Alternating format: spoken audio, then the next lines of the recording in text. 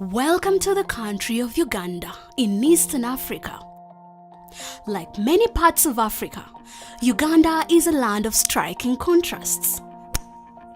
But not everything here is this black and white.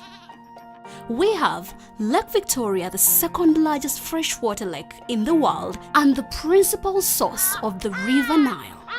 Our vibrant culture validates some of the stereotypes about Africa while shattering others.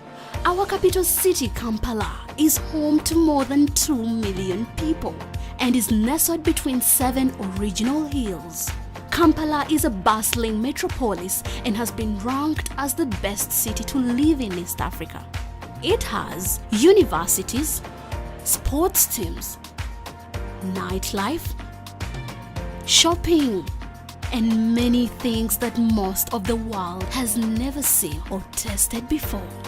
Meet Gertrude Njuba, co-founder of Blockchain Africa, a fintech company focused on developing blockchain use cases and real-world solutions for the public and private sector. She is also senior presidential advisor and a government official working on land registration issues. We depend on land a lot.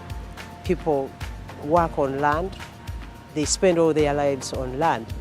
It's not like in the first world where people live in the cyber world. We live on land. So people come in my office like patients go to hospitals. Nobody comes with a happy face. So either side is saying this is the right title, this is the right title.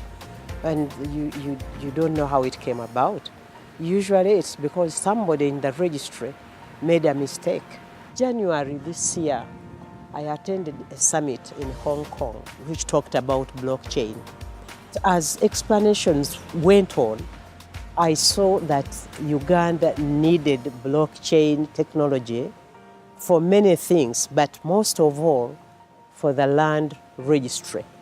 Meet Professor Eriabu Lugujo, the Vice Chancellor of Ndeje University, the top private school in the country. His university is home to more than 8,000 students. And he has many ideas on how blockchain can improve their academic record keeping. The private university depends on tuition, mostly on tuition. Some students come here and they say we have paid in the banks, and yet they haven't paid. Or they bring in forged receipts.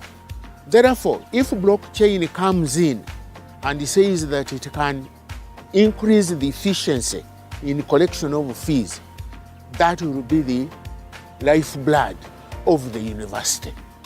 So when we give an individual a certification, the certification must reflect his capability.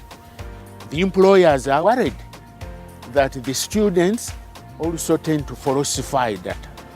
But blockchain, I think, is going to be a big intermediary between universities, between academics, and the private sector.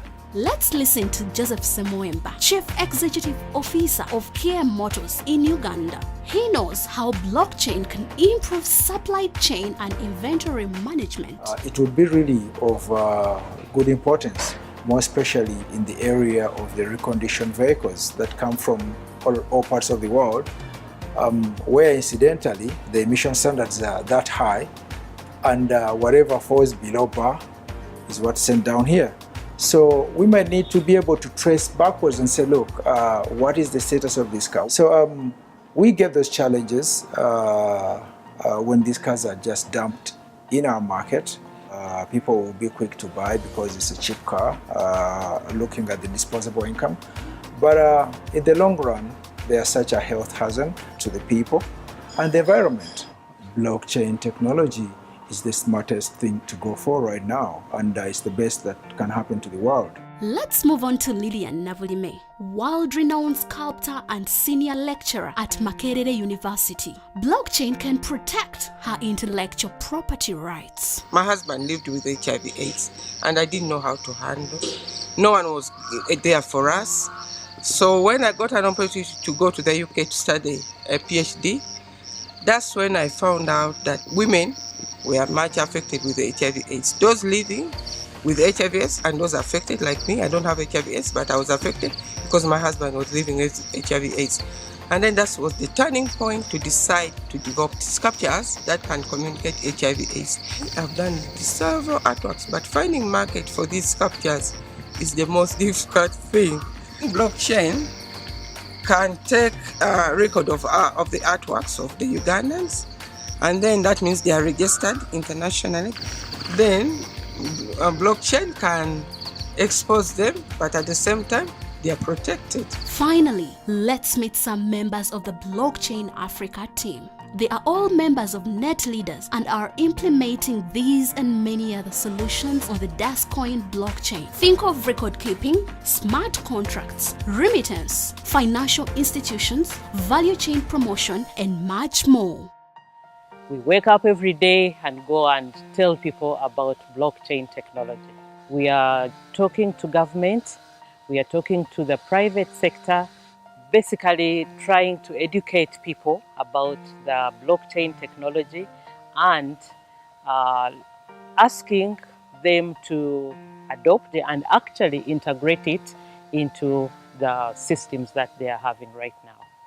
We expect that this technology is going to add value to everything that is coming out of Uganda. Honestly, with blockchain, I think the sky is the limit for Uganda.